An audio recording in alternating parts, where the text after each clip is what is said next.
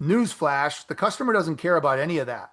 True partners really have a challenge of not being just yes men and women, but being able to say, have we considered this or what about this? There may be things that as a marketer based off of what consumers will do or how people react or the platforms that are being suggested that just simply may not work. Or there might be another idea that you have where you can bring that up and to be able to gently push back or make suggestions, and to be somewhat of a challenger in that process, because if you've not been part of those discussions as the marketer, you're likely going to be a new voice in the room that they've never heard from before.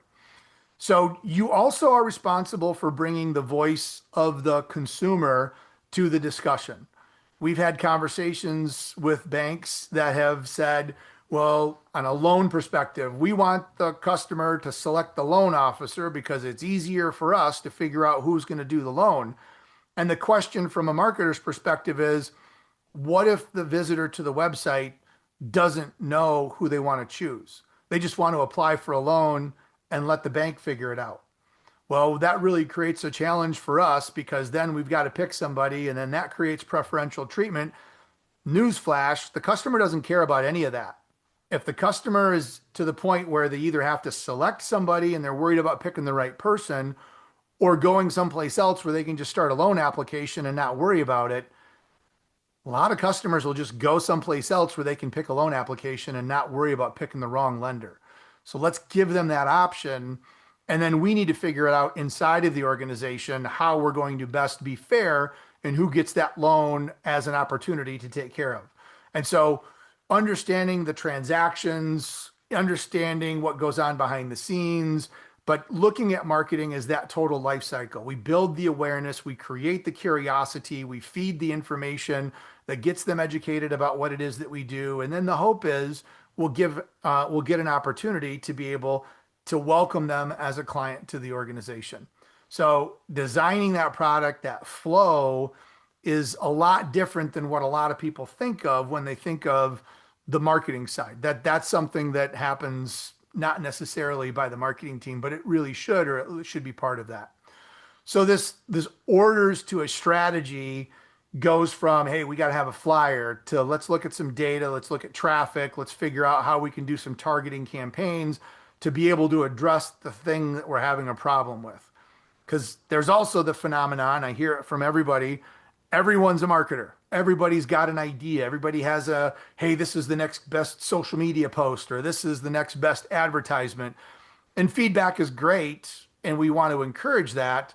But the reality is marketers have got a specific skill set. We've got access to data. We have a method to our madness. And it's important that we're allowed to follow that process and to be able to lean into the expertise that we bring to the table. So a number of different examples there about how to take that order to strategy approach. And defending or defining, but I would say almost defending your boundaries. Michael Porter, in theory, said, it's about as much as what you do as what you don't do that really defines the strategy that you want to employ. And so as you kind of lean into various departments and other areas of the bank as a strategic partner, think about some of the low value kind of favors or things that you're doing for others. We've seen some organizations that have partnered with, clothing and, suppliers so that people that want to order logo apparel just go directly to a website and place the order there instead of funneling all that through the marketing department. Not a real productive use of time, but the marketing department can manage that and to be able to facilitate it. But that's something that doesn't add a tremendous amount of value. It's still important, but find partners that can lean into that and to be able to take some of those low value things off of your table so that you can add more value. So as you're thinking about that, let's go ahead and pause. Caitlin actually has raised her hand.